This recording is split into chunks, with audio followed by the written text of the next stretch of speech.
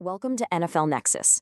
Before we pull back the curtain and dive deep into what is, without a doubt, the most complex front office dilemma in all of football right now, I need you to do a few things. Support the channel by becoming a channel member, subscribe to the channel, like this explainer, and comment below with your thoughts as we go. We rely absolutely on your direct support to bring you these kind of deep dives. All right, let's step inside the war room of the Carolina Panthers. Picture it. It's a room where the ticking clock is getting louder by the day, and time is rapidly, unforgivingly running out. Because sitting right there, directly in the center of the table, is a massive $250 million dilemma. It's the kind of decision that will irrevocably define the fate of a franchise for a generation and permanently cement the legacy of a young, highly scrutinized quarterback. You know, it's crazy how fast things pivot in this league. Everything changed in a matter of seconds. Think back just a bit. One moment, you are the undisputed future of the franchise, the savior drafted first overall. You're the guy on the billboard, the jersey literally everyone is wearing in the stands on Sunday. And then the narrative flips. Suddenly, you are viewed by your own salary cap department as a massive looming financial liability.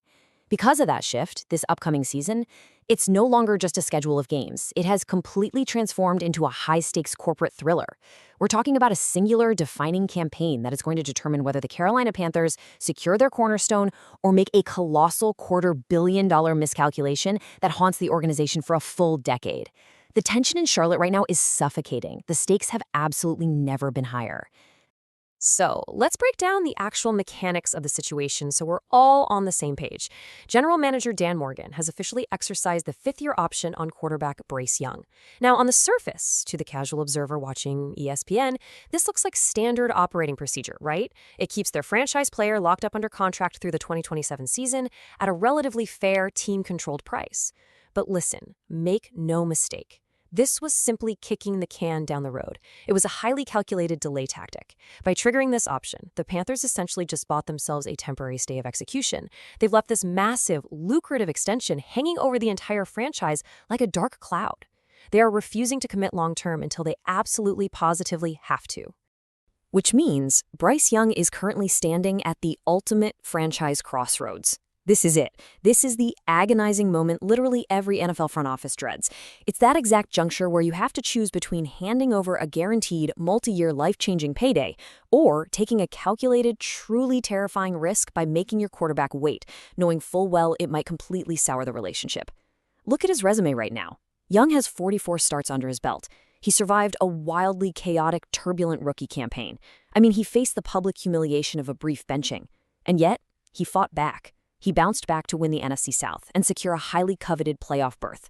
He has proven, for sure, that he possesses the mental resilience to survive the meat grinder of this league. Yet, despite all of that resilience, the front office remains paralyzed by a deep, undeniable hesitation.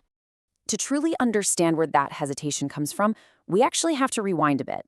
We have to look incredibly closely at the exact moment that planted the seed of doubt deep within the Carolina evaluation room. It was the playoff reality check. I want you to visualize that cold, brutal wild card loss to the Los Angeles Rams. The stadium lights were at their absolute brightest. The stakes were at their peak. It's the playoffs. And under the relentless, unforgiving pressure of the postseason, the foundational cracks really began to show.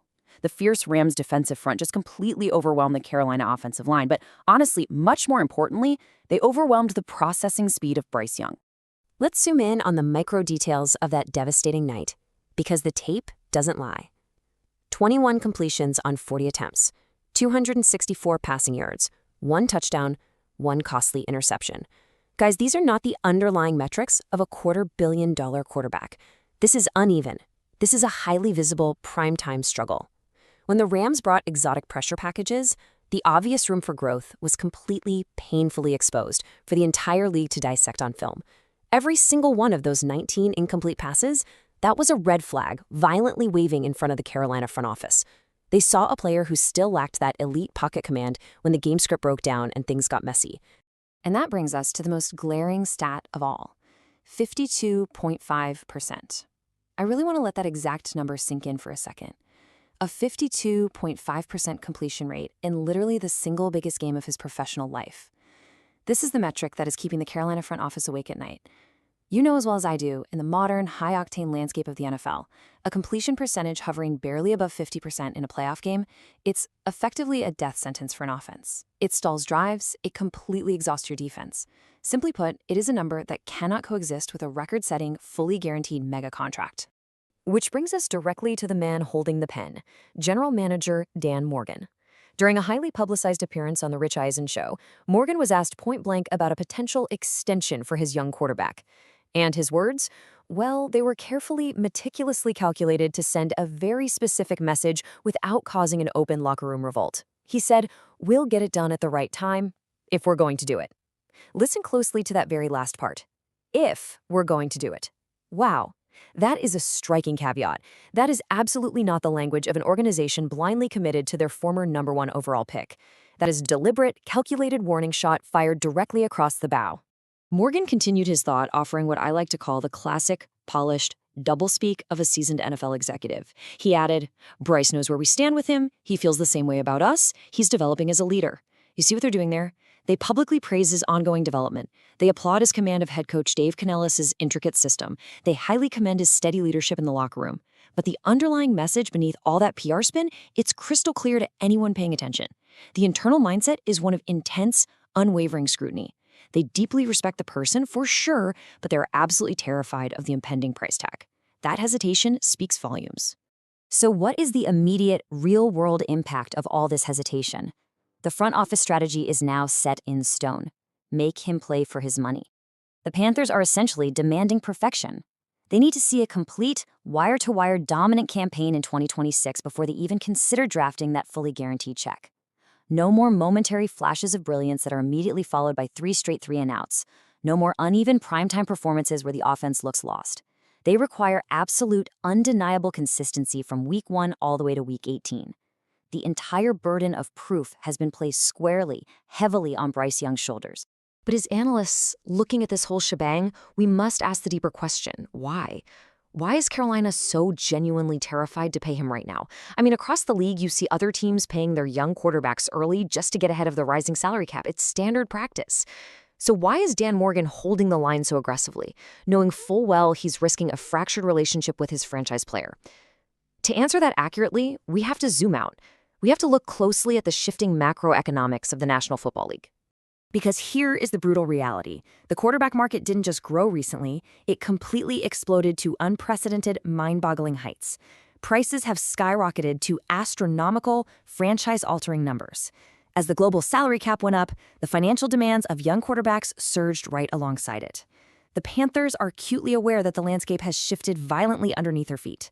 They know that in today's NFL, a misstep at the quarterback position doesn't just set your roster back a year or two.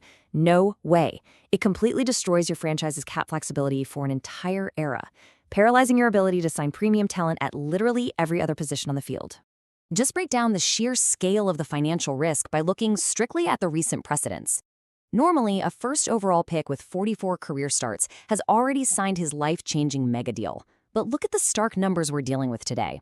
Kyler Murray, 5 years, $230.5 million. Joe Burrow, 5 years, $275 million. Trevor Lawrence, 5 years, $275 million. We are talking about well over $250 million in total value. These aren't just large contracts anymore. These are granular, record-setting numbers that dictate the competitive window of a football team for half a decade. But here is where the rubber meets the road. You have to look closely at the return on investment for these deals. Joe Burrow, he thoroughly earned his $275 million. He provided elite, top-3 production, fundamentally changing the Cincinnati Bengals from perennial bottom dwellers into legitimate Super Bowl contenders. But then look at Kyler Murray. Arizona paid him early just to keep him happy, and that massive contract created massive offseason turbulence when his play inevitably leveled off.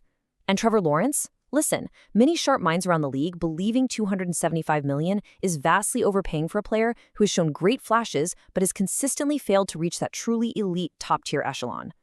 Carolina looks at Kyler Murray and Lawrence, and they see a vibrant, terrifying cautionary tale. This right here is the volatile, nuked market reality the Carolina Panthers are desperately trying to navigate. We are seeing unprecedented, nine-figure financial guarantees being thrown around. We are seeing good, but certainly not great, quarterbacks demanding and actually receiving elite, top-of-the-market money. And most importantly, the foundational cost of making a mistake has literally never been higher. It is almost mathematically impossible for Dan Morgan to justify handing out $250 million money to a quarterback who is not yet definitively viewed as an elite player at his position. The market needs to cool down, and Carolina is willing to wait it out, even if it makes things incredibly uncomfortable in the building. All of this pressure, all of this immense, crushing financial weight, it all converges intensely on one single year, 2026. This specific year will definitively shape the next decade of Carolina Panthers football. It is the ultimate proving ground. It is the exact window where raw potential must finally, undeniably transform into week-over-week production. There are no more excuses regarding the supporting cast. There are no more excuses about the coaching staff. It's time. And let me tell you, the brutal scale of what lies ahead for Bryce Young cannot be overstated. He is not walking into a comfortable, forgiving schedule designed to easily pad his stats. He's walking headfirst into an absolute gauntlet. This upcoming 2026 season is not just a standard schedule of football games. It is a grueling survival test, a relentless, unforgiving examination of Bryce Young's right to remain a starting quarterback in the National Football League. Let's walk through the agonizing pace of these opening weeks because it is brutal. Week 1, the Detroit Lions come to town. That's a highly physical, relentless opponent right out of the gate. Then Week 2, a demanding trip to the hostile, chaotic environment of Philadelphia to face the Eagles. Week 3, on the road again against the potent Green Bay Packers. If Bryce Young falters here, if the Panthers drop these first 3 critical games because of offensive stagnation, the losing momentum could become utterly devastating. The media narrative will spin completely out of control before the calendar even turns to October. And hey, if he manages to somehow survive that opening slate, he immediately enters the mid-season grind. Week 5 against the Denver Broncos. Week 7 against a dynamic Lamar Jackson and the Baltimore Ravens. Week 9 on the road in the cold against the Cleveland Browns. These are incredibly complex, heavy-hitting defenses, guys. They are strategically designed by elite coordinators to confuse, batter, and completely expose young quarterbacks. This specific stretch will thoroughly test Young's ability to master Dave Canales' offensive scheme under intense physical duress. There will be absolutely nowhere to hide on that field. And if by some chance the contract question is still hovering over the building by December, the finish is totally unforgiving. Week 15, a bitter divisional war with the Falcons. Week 16 against the defending Super Bowl champion Seattle Seahawks. Week 17 on the road in Pittsburgh, facing a playoff-bound, incredibly physical Steelers team down the stretch. Finally, Week 18 against the Buccaneers, a game that could outright decide the division. Facing angry, playoff-desperate teams when the pressure for a contract is at its absolute peak, that is an immense, terrifying prospect for any player to handle. You really have to step back and ask yourself, is this just a typical contract year for a former first-round pick? No. Honestly, it's not. This is a legitimate fight for his NFL life. If he fails to elevate this roster through this specific gauntlet, the Carolina Panthers will simply not pay him. It's that simple. And if the team that drafted him first overall, the team that traded a massive king's ransom to acquire him, if they give up on him, his trajectory as a true franchise quarterback in this league could be permanently shattered. He would instantly transition into a bridge quarterback for the rest of his career. So, the front office has made the granular requirements for a new deal perfectly, abundantly clear. First, he must master the offensive scheme to absolute perfection, severely limiting turnovers and pre-snap penalties. Second, he must elevate the surrounding talent, actually making the receivers and tight ends around him demonstrably better than they are on paper.